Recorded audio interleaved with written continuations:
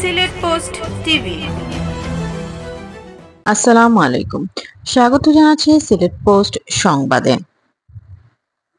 Robert Browning এর the Patriot নামের একটা কবিতা আমরা পড়তাম নবম শ্রেণীতে। প্যাট্রিয়ট বা দেশপ্রেমিক যুদ্ধনায়ক বীরের বেশে নগরীতে প্রবেশ করে, কিন্তু ভুল বোঝাবুঝিতে তার পতন ঘটে নির্মমভাবে। মানুষের ধিক্কারে তার গ্লানিময় প্রস্থান হয় সেই নগরী থেকেই। ফাঁসি কাষ্ঠে ঝোলানোর যাত্রাপথে তার মনোলোগে হচ্ছে ব্রাউনিং এর বিখ্যাত কবিতা দ্য প্যাট্রিয়ট। এই কবিতা এখনো প্রাসঙ্গিক বিশ্বব্যাপী। প্যাট্রিয়টের সঙ্গে বহু বরেণ্য রাজনীতিকের মিল খুঁজে পাওয়া যায় বিভিন্ন সময়। তবে এর ঠিক উল্টোও যে হতে পারে কখনো, তার এক আশ্চর্য উপাখ্যান দেখা গেছে ইতিমধ্যে দেশের বিভিন্ন শিক্ষা প্রতিষ্ঠানে। সম্প্রতি ঢাকা বিশ্ববিদ্যালয়ে কোটা সংস্কার আন্দোলনের পক্ষের ছাত্রীদের নিপীড়নকারী হিসেবে নিন্দিত একজন ছাত্রলীগ নেত্রীকে মাত্র 3 দিনের ব্যবধানে প্রবল বরেণ্য হয়ে উঠতে দেখা গেছে। জুতার মালা, গণধাওয়া এবং বহিষ্কারে জর্জরিত ছিলেন তিনি। এছাড়াও হাজী মোহাম্মদ দানেশ বিজ্ঞান ও প্রযুক্তি বিশ্ববিদ্যালয়ের এক ছাত্রলীগ নেতাকে জুতার মালা পরিয়ে ক্যাম্পাসে ঘোরানো হয়েছে।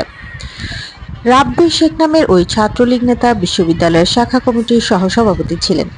তিনি সদ্য নিয়োগপ্রাপ্ত প্রশাসনিক কর্মকর্তাদের মধ্যে একজন।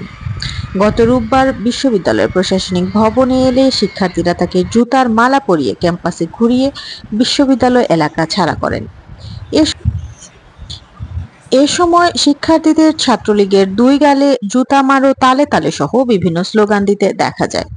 তবে এ ঘটনা নিয়ে শিক্ষার্থীদের মধ্যে মিশ্র প্রতিক্রিয়া দেখা গিয়েছে।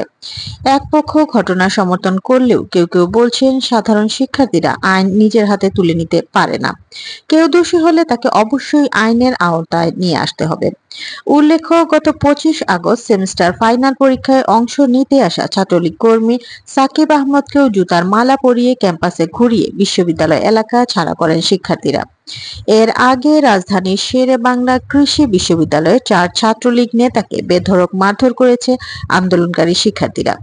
এ সময় বিক্ষুব্ধ শিক্ষার্থীরা একজনকে মারধরের পর মাথা ন্যাড়া করে জুতার মালা পরিয়ে ক্যাম্পাসে প্রদক্ষিণ করায়। জানা যায়, সরকার পতনের পর থেকে ক্যাম্পাস ছেড়ে দেয় সিকৃবি শাখা ছাত্রলীগ নেতারা। গত 12 আগস্ট শিক্ষার্থীরা ছাত্রলীগের সঙ্গে সম্পৃক্ত ও বৈষম্য বিরোধী ছাত্রদের বিরুদ্ধে অবস্থানকারী নেতাদের রুম থেকে তাদের বিছানা ও জিনিসপত্র বের করে দেয়। এ সময় তাদের রুমে বিভিন্ন অস্ত্র ও মাদকদ্রব্য পাওয়া যায়। এই ছিল সিলেট পোস্ট সংবাদ। আমাদের সাথে থাকার জন্য ধন্যবাদ সবাইকে।